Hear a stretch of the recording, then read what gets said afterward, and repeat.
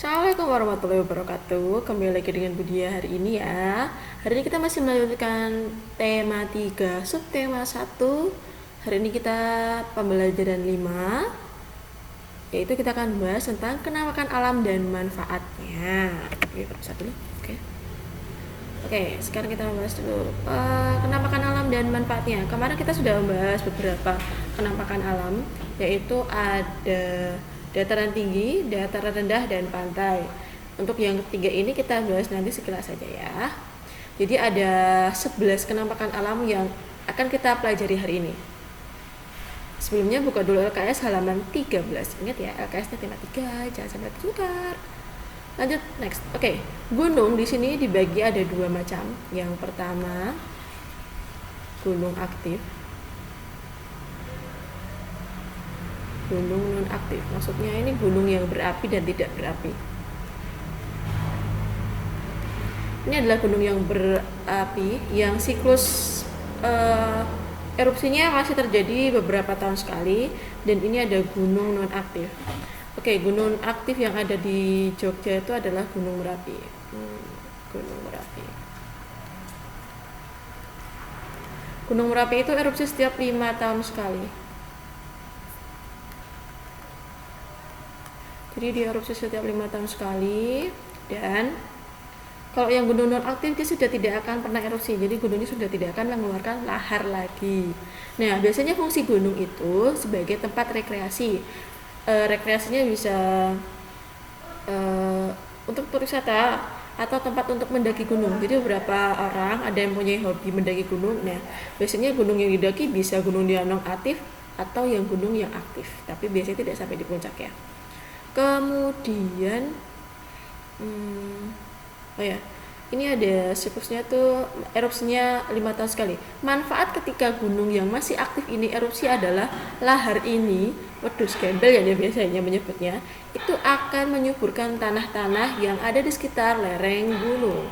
Jadi ada positif dan negatif dari kejadian gunung yang sedang erupsi. Jadi jangan menganggap semua bencana itu negatif ya. Kita lanjut ke berikutnya.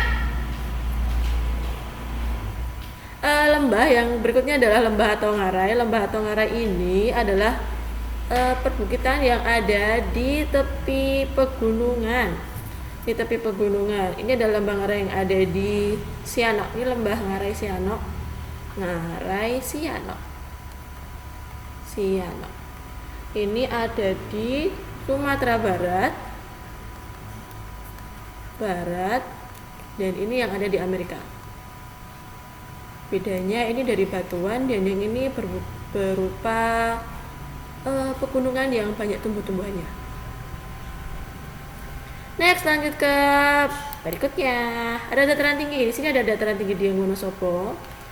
Kok itu ada saljunya? Iya, di sini ada saljunya. Ketika musim peralihan dari musim penghujan ke musim kemarau, suhunya di dataran tinggi Dieng itu cenderung sangat rendah. Jadi sampai embunnya ini akan menghasilkan kristal-kristal es.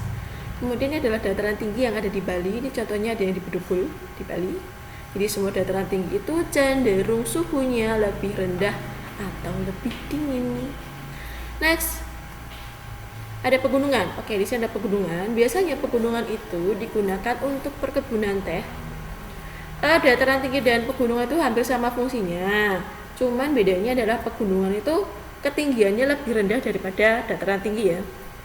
Biasanya untuk perkebunan teh, untuk taman safari, ini yang di Bogor ya, Bogor, dan untuk hutan lindung. Nah, Bu, kok itu mobilnya bisa masuk? Iya, taman safari di Bogor itu pengunjungnya bisa masuk sendiri dengan mobilnya sendiri, jadi tidak jalan kaki. Nanti mengitari wilayah hutannya dan melihat beberapa satwa yang ada di sana. Next. Oke, kita dataran rendah tadi sudah dibahas. Biasanya fungsi dataran rendah itu untuk daerah industri. Pabrik-pabrik itu biasanya dibangun di daerah dataran rendah. Kemudian ada pantai. Pantai selain untuk daerah wisata, tempat rekreasi, biasanya juga ada beberapa contoh itu Pantai Karangbolong di Jawa Tengah. Itu dimanfaatkan sebagai produksi sarang walet. Ini ada beberapa orang yang sedang mencari sarang walet yang ada di pinggir-pinggir gua ini. Sarang walet itu harganya mahal sekali. Nanti bisa dicari tahu di Google Kalian cari tahu ya sarang laut itu harganya berapa. Next, sungai.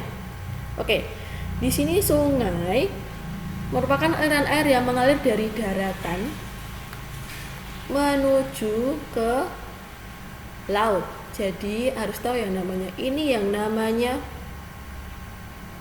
hulu, hilir.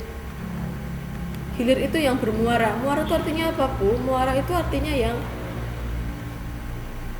bermuara ke laut. Muara ke laut itu artinya apa? Dia akan berkumpul. Nah, berkumpul semua air yang ada di sungai-sungai manapun itu pasti mereka akan berpusat ke laut. Ya, misalnya di sini ada sungai lagi, misalnya sungai sini sungai apa, dari sini ada sungai apa. Mereka akan bermuara ke laut atau berakhir di laut. Semua air sungai itu berakhir di laut. Kita lanjut ke penampakan alamnya berikutnya, ada danau. Nah, danau itu dibagi menjadi dua. Yang pertama danau alami, yang kedua danau buatan. Nah, danau buatan ini contohnya yang ada di Wates adalah Danau Waduk Sermo. Ini Waduk Sermo.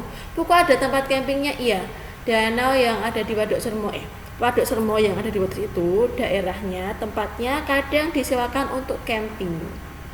Ini adalah danau alami. Danau alami itu biasanya terjadi akibat erupsi atau ledakan gunung Merapi sehingga terjadi atau terbentuknya kawah, sehingga pada akhirnya kawah tersebut diisi oleh air. Sedangkan waduk buatan biasanya dibuat dengan tujuan khusus untuk menampung air pada musim penghujan dan akan disebarluaskan pada musim kemarau. Fungsinya untuk apa? Hampir sama dua-duanya, untuk tempat wisata, tempat camping juga bisa. Next, selat. Oke, di sini yang pertama adalah selat. Ini namanya Selat Madura. Ini Selat Bali. Selat Madura dan Selat Bali. Selat itu artinya apa, Bu? Selat itu artinya adalah lautan atau perairan yang menghubungkan atau memisahkan pulau satu dengan pulau lainnya. Selat Madura itu memisahkan Pulau Jawa dengan Pulau Madura, sedangkan Selat Bali itu memisahkan antara Pulau Jawa dengan Pulau Bali. Nah, khusus di Selat Madura ini adalah salah satu-satunya selat yang ada di Indonesia yang dihubungkan dengan jembatan. Ini yang namanya jembatan Suramadu. Nanti dicari tahu kira-kira panjang jembatan Suramadu itu berapa. Kira-kira kalau kalian berenang sejauh ini bisa tidak ya. Kemudian ini di Selat Bali, rencananya itu di Selat Bali pun juga akan dibangun yang namanya jembatan yang menghubungkan antara Pulau Jawa dengan Pulau Bali. Tapi sejauh ini Pulau Bali dan Pulau Jawa itu masih dihubungkan dengan kapal feri saja. Jadi alat transportasinya masih berupa kapal. Ini kapalnya. Oke. Laut itu adalah perairan yang skalanya, ukurannya lebih besar daripada sungai. Nah, fungsi laut di sini adalah penyumbang terjadinya hujan. Jadi air laut itu setiap tahun itu diuapkan akan menjadi hujan. Jadi air hujan yang kita rasakan, yang kita terima setiap musim penghujan itu akibat dari penguapan air laut. Air laut yang ada di lingkungan Indonesia itu diuapkan di seluruh dunia manapun yang ada musim penghujannya itu berasal dari penguapan air laut yang diubah menjadi air hujan. Fungsi air laut itu apa? Fungsi laut itu apa saja? Tempat hidup ikan dan dapat diolah menjadi garam. Oke, terakhir samudra. Samudra itu secara ukuran atau secara istilah itu hampir sama dengan laut, tapi ukurannya lebih besar. Maka dari itu disebut dengan samudra. Nah, Indonesia itu diapit oleh dua samudra. Yang pertama Samudra Pasifik, yang kedua Samudra Hindia. Nah, nek kita tahu arah, nah sebelah kidul, sebelah selatan itu adalah Samudra Hindia. Sebelah utara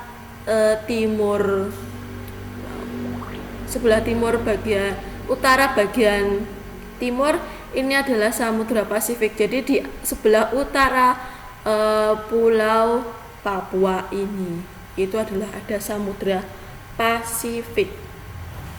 Jadi manfaat samudra itu adalah membuat kita tidak terlalu panas di siang hari dan di malam hari tidak terlampau dingin. Oke, itu adalah pembelajaran 5 kali ini. Pembelajaran 6 kita lanjut